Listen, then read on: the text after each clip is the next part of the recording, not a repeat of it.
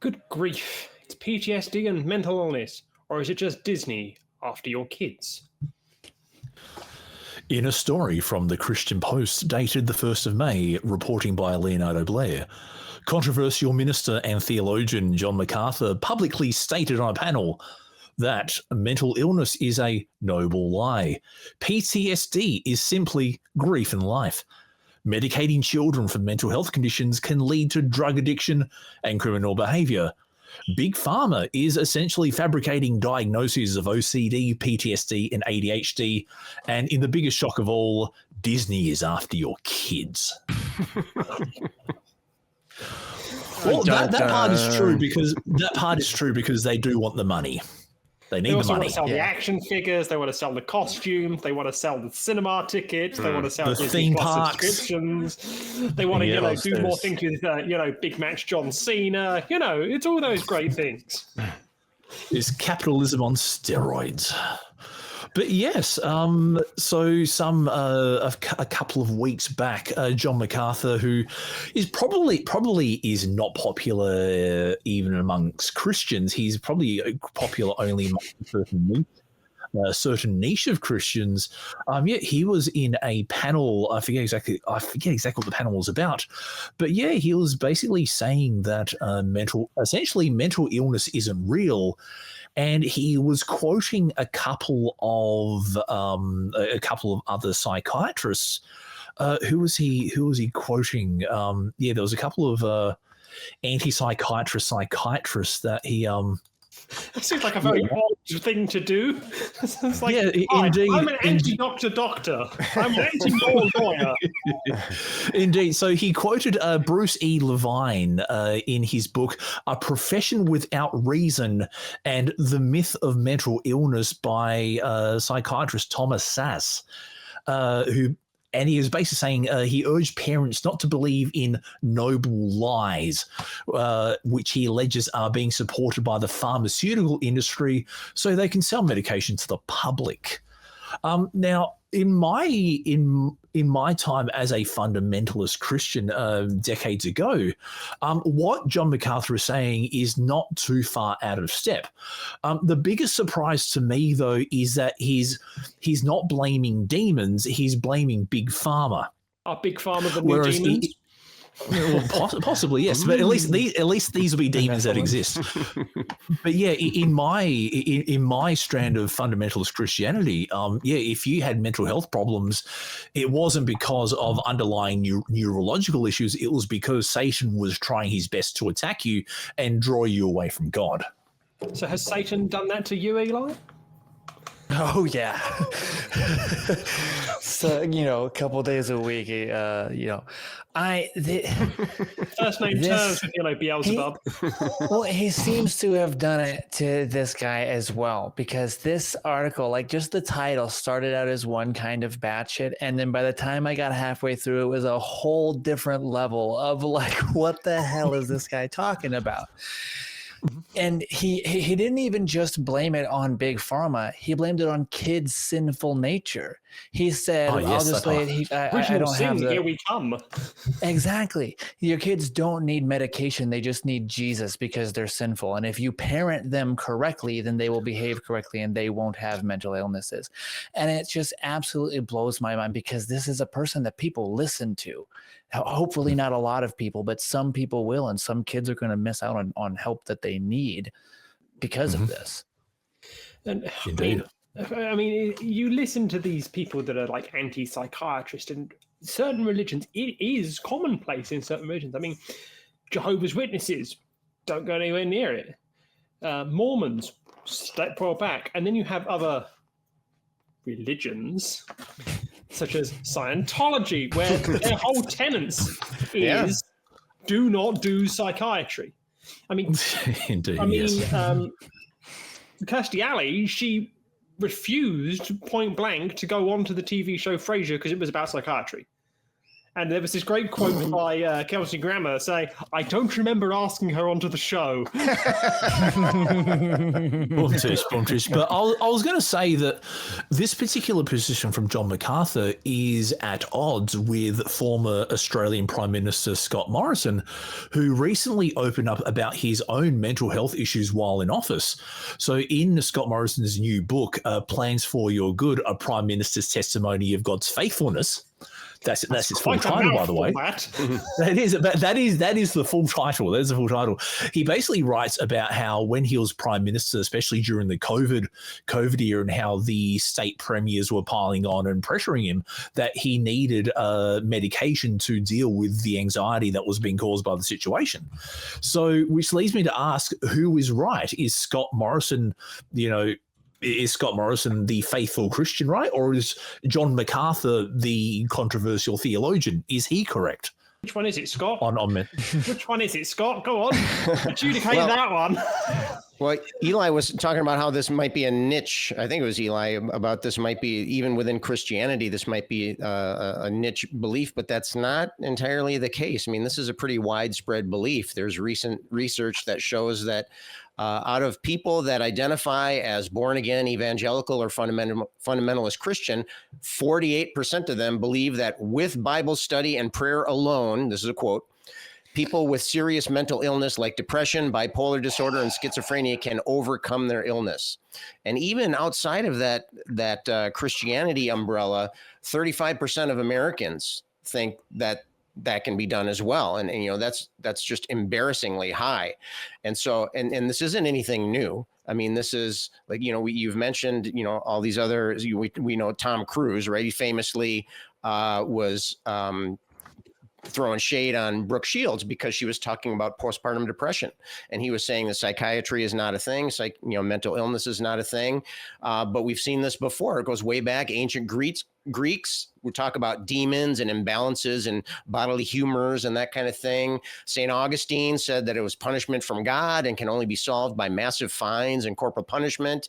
And we've already talked about how even recently we have members of the psychiatric community saying that these types of things like depression can be fixed by just thinking straight, think logically, use reason, and you'll get over it. And so there, in many ways, we haven't come very far from ancient times when we're doing this. And I think what makes it even worse is that mental illness can be viewed as being a stigma, as being something that's wrong with you, something that is, and not wrong as far as an illness, but a flaw in your character, a shortcoming on your part. And so that can prevent people from seeking help. It can prevent people from acknowledging the problem. It can prevent people from being in a supportive environment, and it just compounds things and makes things worse. I found I'll give this one little quote and then I'll let somebody else talk for a little bit. But this is from the American Psychiatric Association. They said,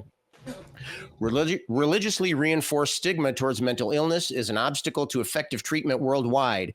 Examples include competition from traditional healers, the use of prayer rather than medication for depression, and exorcisms. We haven't even touched on exorcisms yet. Exorcisms performed for psychosis. We distinguish here several sources of the problem: fundamentalist thinking, communal bonding, misattribution of psychopathology, cultural and religious beliefs and practices, and adverse experiences with secular providers or worldly medicine or worldly views. And so, it's like a perfect storm of shit for these people that are struggling with these very real illnesses, and their communities aren't acknowledging that they're ill, and they're not acknowledging that they can even deal with it. And in addition to that, they're saying it's because you are bad. And so I don't know. But I think that you're bad now, because I think that this is one of those things where it reminds me of this time. Well, I don't actually mean you're bad, but it's just one of those things. But I am kind of bad, I suppose. But I remember I was working at a local government authority, and I had somebody that was living in one of the properties that I was managing say, "I believe the ghost of my dead sister is here. I need to have an exorcism done." So I go back to my boss, and my boss goes, oh yes, we've used such and such and such and such from the Catholic Church before. I went, okay, all right. Problem solved. Right local there. government paying for an exorcism. Would that have exorcised your demons, Damien? Possibly. Yeah, it is interesting. Just what Scott was saying, I remember it reminds me of the old meme when someone's depressed. Just don't be sad. Right. Yeah. Problem solved. I never thought of it that way before. Think of happy thoughts. Yes. Now, Happy thoughts.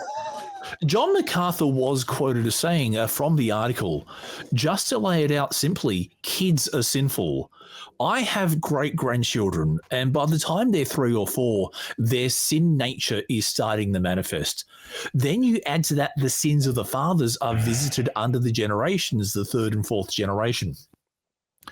To me, that is interesting, especially because it contradicts Ezekiel 18:17-20, which says, the one who sins is the one who die. The children will not share the guilt of the parent, nor will the parent share the guilt of the child. The righteousness of the righteous will be credited to them, and the wickedness of the wicked will be charged against them. Wait, hold on a second. You're saying that there's a contradiction in the perfect word of God? Is that what you're saying? I just want you to be on record for that. Quite possibly. There is a slight chance of a possibility. Right. I'll have to look into that. I think I need to do some hermeneutical studies on that. But surely everybody's interpreting it the same way. Right. Yeah, that of course. It's all new light. It's all that new light that's being shed on it. But there is a strand of, especially in fundamentalist circles, where mental health issues are blamed upon the sins of your father. And in my church, we had a deliverance ministry. And it was quite common that there would be curses that had been placed upon people because of the sin of something, or there was like a gateway was opened in someone's child because of the sin that someone's, like, let's say if you had a grandparent who was into Freemasonry, then that opened up a particular demon that was diagnosed through various symptoms, and you had to pray the right way and name the demon to get the demon out to fix the problem. Speaking of praying the right way, this did devolve into a lot of nonsense, and it did feel like you need to pray the gay away at some points when he blamed the homosexuals. They're not here to help. They're coming after your children. And I mean, I read things like that, and I just go, there is a lot of projection here. There's a lot of, look at these people who I'm going to say are the bad people. Don't look over here at my friends who are the bad people, because as we have seen time and time and time and time again, religious orders keep getting done for child abuse. Religious orders keep getting done for this, that, and the other, child, this, that, and the other. Is it possible that John MacArthur is about to fall foul of Haggard's Law? That is a very, very real possibility there. That's a real possibility there. But it does always feel really odd, these attacks. They go, oh, it's the homosexuals. Oh, it's Disney. It's really? I mean, it is an expression, in my opinion, of disjointed thinking and word salading, which are 2 criteria for symptoms of mental illness occurring here. When you're not having thoughts that are, very well thought out, you're jumping from subject to subject to subject without any clear logical understandings of it all. And it just feels very weird, Eli. I agree. And I was just, as you we're starting to get there, I was thinking the same thing, where he goes from like mental illness is not real to like medication. He actually says medication is the deadliest thing to be unleashed on children, to like, and then he says the homosexuals say we are coming after your kids. And I'm not gonna claim that I speak for the homosexuals, but I've never heard anybody say we are coming after your kids as a function of being Christian homosexual. Kids. Yeah. So like, I don't know what he's talking about. He goes on to, like I said, he says word for word, medication is the most deadly thing that's been unleashed on children. And it's like he thinks he's living in this Kevin Sorbo lifetime suspense thriller where everything that's not God or about God is an evil plot from the devil to murder your soul. And I just can't imagine living in a world where everything is out to kill me. I just, it seems really stressful. Well, we do have somebody from Australia here who can comment on how everything out there is out to kill you. Indeed. Yeah, the biggest there, it'll kill you. You're not careful. Indeed. So when your overlord is imaginary and can be offended by anything, it will eventually be offended by everything. Is essentially the way I see fundamentalist Christianity, because like I remember in churches I've been in where like even watching TV wasn't a sin, but if you had it like the pastors and worship leaders in this church didn't have TVs. They didn't want to pay a TV license if they were in Britain. Yes, but yeah. However, there was another do they have that games on their phones? That's the big question. They don't have TVs, but do they have they have their apps to play their games?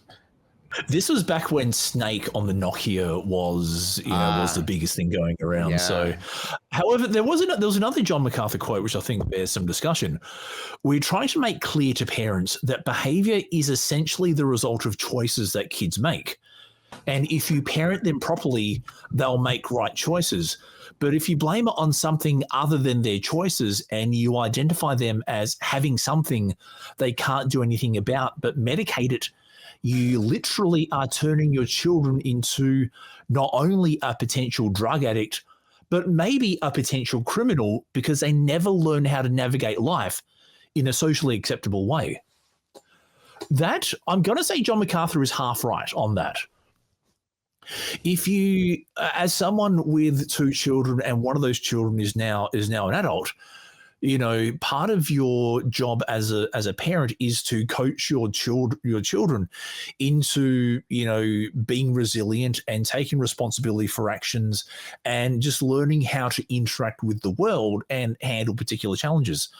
So on this particular aspect, I do agree that if you go straight for the medication, then I think you are doing your child a disservice. I think that's the case with any form of mental health treatment, because it should be an approach of multidisciplines here. Because if you simply take the symptom and you start medicating the symptom, you've got an issue there because you're not dealing with the underlying cause. It's like having a dog and taking ballistic allergy shots. You're still going to have the allergy, but you've still got the dog.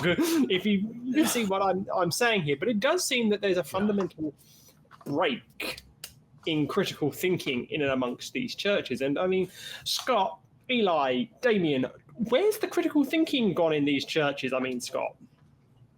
Where's the critical thinking gone? Was there ever critical thinking? I mean, it's a religious organization. I think, I think we have established that there's a foundation there of obedience and repetition and tradition. I think critical thinking is not their strong point. Now, I'm not saying that individual religious people can't be critical thinkers, but I think as an organization, it's not really pushed. Even there's dozens of quotes in the Bible that talk about don't use your own understanding, just follow what we say in the book here, right? And so it's actively suppressed. It's actively frowned upon, like I mentioned before about worldly medicine, right? It's not, we don't want to. It's not about evidence and it's not about reasoning. It's about doing what it says here to do. And that's Scott, it. Scott, yeah. you're forgetting that there's one verse in one chapter in one book of the Bible that says, "Come, let us reason together." Come on, what are you talking about? I might have believed that, but I was taught earlier in this episode that the Bible actually contains contradictions, and so I'll need to figure out how to assess that and how to interpret that. But still reconciling that. But I think what at the end of the day here, I think what we're seeing is just an answer to, or one of many answers of where's the harm, right? And we hear this as atheists. We hear this frequently, at least I do, of people saying, why can't you just let people be the way they want to be? Why do you have to get up in everybody's face? Why do you have to, rail against religion so publicly? Why can't you just let people live the way they want to live? And well, this is the kind of thing that's happening. This kind of thinking is being promoted, is being passed on. It's being they're at least attempting to spread it. And so, where's the harm? This is a perfect example of where's the harm. And this is why I would, speak out against it. And if you want to reconcile our contradictions, email nonprofits@atheist-community.org.